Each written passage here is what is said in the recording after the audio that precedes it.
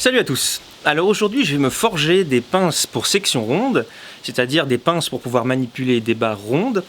Alors là ça va être pour des barres assez importantes, parce qu'en fait ça fait plusieurs semaines que je travaille sur des haches de lancer. Un petit peu comme celle-ci, donc ça c'est un prototype. Bon, celle-là est un petit peu trop petite, moi je voudrais un tranchant un petit peu plus long. Et donc pour ça je travaille dans des barres d'acier à burin de 28 mm, donc des barres en octogone. Hop, comme ça. Là, je sais pas si ça va vous faire le point, voilà. Donc c'est quand même des barres assez balèzes. Et en fait, je n'ai pas de pince suffisamment adaptée pour pouvoir manipuler ces barres-là. Donc c'est vraiment un de ces cas typiques qu'on peut retrouver à la forge où à un moment donné, on travaille sur quelque chose d'un petit peu inhabituel. Donc on a besoin de se forger ses propres outils. Il est quand même à noter que plusieurs pinces auraient pu convenir. Là, j'ai choisi de partir sur une pince à section ronde. On va bien voir si j'ai eu raison ou non. Quoi qu'il en soit, je n'ai jamais forgé de pince à section ronde, même si j'ai déjà forgé pas mal de pinces. Mais bon, il ne devrait pas y avoir de problème, c'est franchement pas ce qu'il y a de plus compliqué en termes de pinces. Donc on va voir tout ça en se rapprochant de l'enclume. Donc pour ce projet, on va utiliser une barre de fer à béton comme celle-là. Donc c'est parmi les plus grosses, hein, c'est du 22 mm, donc c'est quand même assez important. Et pour faciliter la compréhension du spectateur que vous êtes, j'ai déjà forgé une des branches de la pince, qui va vous permettre beaucoup plus facilement de comprendre comment on passe de ça à ça. Donc voilà à quoi ça ressemble de près. Alors bien sûr pour l'instant la mâchoire ici est encore plate, mais c'est tout à fait normal puisque on ne l'arrondira qu'à la fin, au moment des ajustements. Donc maintenant, quel est le plan qu'on va suivre? Donc comme à chaque fois lorsqu'on forge une pince, on va commencer par poser notre fer à peu près au niveau du coin, et en frappant sur la partie qui est en contact avec l'enclume, et également en frappant précisément au-dessus du coin, on va commencer à former cette partie ici, ce dénivelé si vous voulez, et en même temps, le fer rond va être aplati, ce qui va former ici notre mâchoire. Alors étant donné qu'il va nous falloir une mâchoire franchement large pour pouvoir faire un arrondi qui va bien venir envelopper notre section ronde ou octogonale de 28 mm, il est important que lorsqu'on va travailler sur notre fer ici, il est important que la matière soit surtout envoyée dans la largeur et pas trop dans la longueur. Sinon, on va tout simplement manquer de largeur. Donc pour ça, on va évidemment travailler avec la panne ici du marteau. Donc pour rappel, ceci est un marteau rivoire, c'est-à-dire qu'on a ici une table et ici une panne. Lorsqu'on travaille avec la table, si on frappe à plat, la matière part uniformément dans toutes les directions.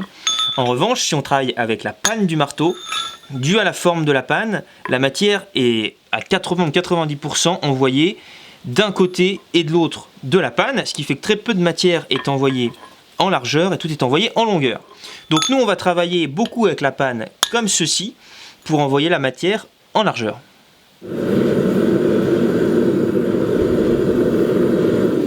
Alors pendant que la barre chauffe, quand même deux petites précisions. Première précision, suite à la dernière vidéo que j'avais faite sur la forge de pince plate, où on m'avait dit mais comment on fait pour forger une pince, comment on fait pour forger la première pince, vu que pour forger cette pince, tu as utilisé des pinces. Et bien en fait il suffit d'utiliser des grandes barres, comme c'est le cas là, vous allez voir, je vais tenir ma barre à la main, je n'aurai pas besoin de pince. Simplement la dernière fois j'ai utilisé des chutes, donc des petits morceaux, donc là j'étais obligé d'utiliser une pince. Maintenant, deuxième précision, ne vous inquiétez pas, j'ai mis un jean parce que je pense que certains auront vu dans l'intro que j'étais en short. Mais on est quand même en plein été, on est en plus à Saint-Palais-sur-Mer, donc il fait chaud. Donc je repousse jusqu'au dernier moment avant de mettre mon plus beau jean. Voilà, sur ce, allons forger.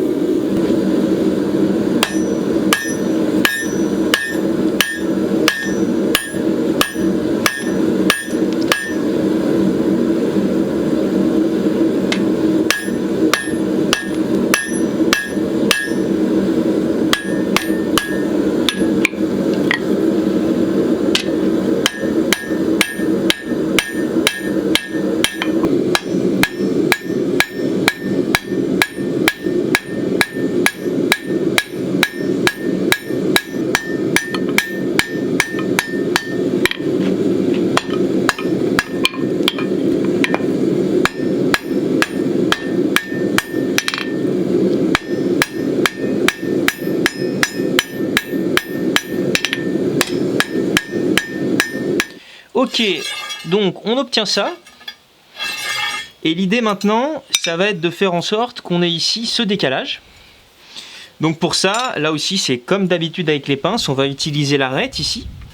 Donc on va placer notre fer à l'endroit où on veut créer le décalage sur l'arête.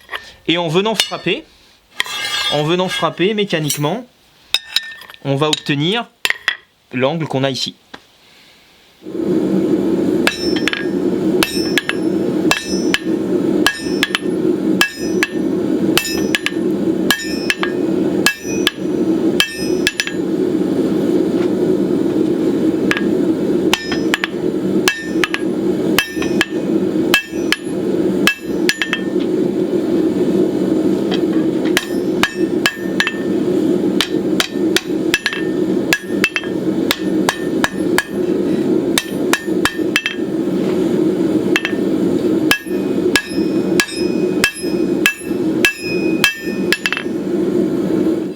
Donc voilà où on en est, on a obtenu le décalage souhaité. J'ai au passage commencé ici, vous avez pu me voir travailler pour aplatir, donc ici on n'est plus du tout rond, donc on commence vraiment à être sur quelque chose qui ressemble à du rectangle. Et maintenant, il va falloir former ce dernier décalage, ici, qui après va nous permettre d'étirer toute la poignée, toute la branche de la pince. Et donc une fois de plus, on va positionner le fer sur le coin, et on va frapper à cet endroit, au-dessus du coin, ce qui va nous permettre d'obtenir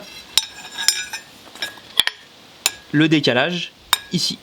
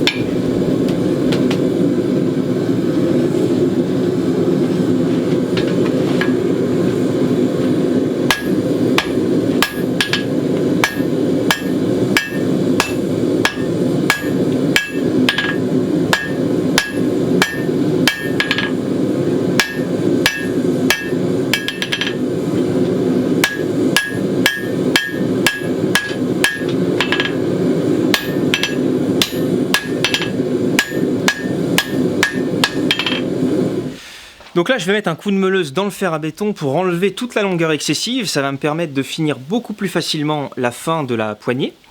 On pourrait évidemment le faire à partir de la grande barre, hein, mais c'est plus facile une fois que ça a été coupé.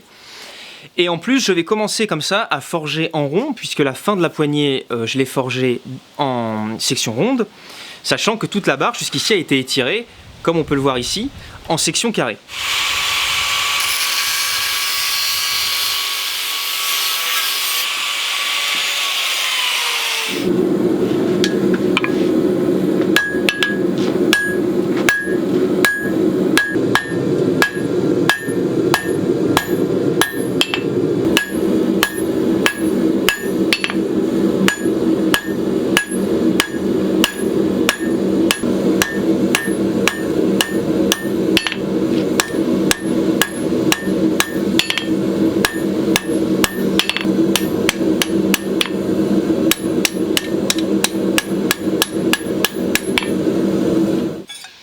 Voilà, donc maintenant j'ai deux branches à peu près symétriques.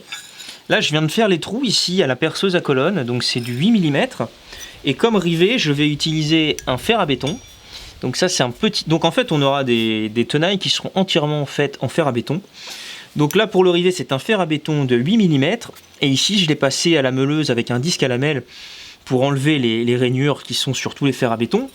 Ce qui fait que ça fonctionne du coup vraiment comme un rivet, parce que quand on glisse, il est retenu par les rainures ici.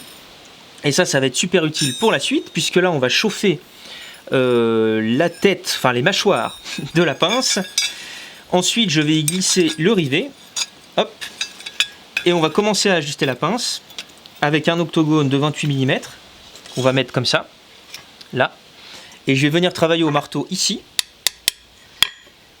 pour que les mâchoires s'ajustent, commencent à s'ajuster sur l'octogone, et c'est que ensuite qu'on commencera à donner une courbe ici au niveau de la mâchoire pour que ça puisse vraiment solidement et en sécurité tenir des barres rondes de 28 mm.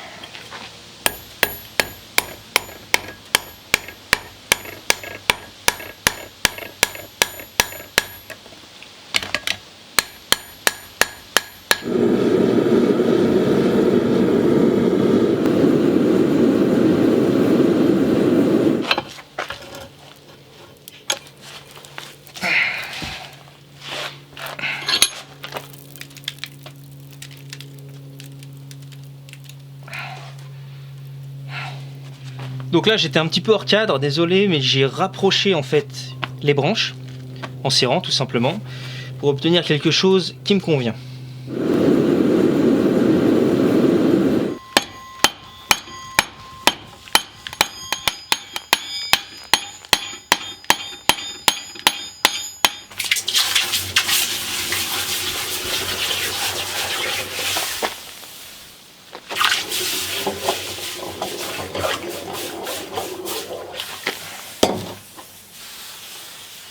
Alors l'étape que vous venez de voir où je refroidis brutalement la pince, c'est une étape quasiment toujours indispensable pour obtenir une tenaille qui a un mouvement fluide.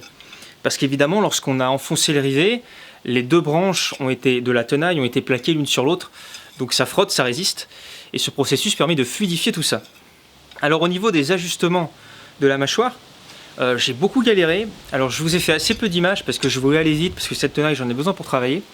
Mais j'ai pas mal galéré parce que je manquais de largeur, donc ça n'a pas été évident. Je m'en suis sorti. La tenaille a l'air de fonctionner comme il faut, je pense qu'il n'y aura aucun souci. Mais ça n'a quand même pas été facile.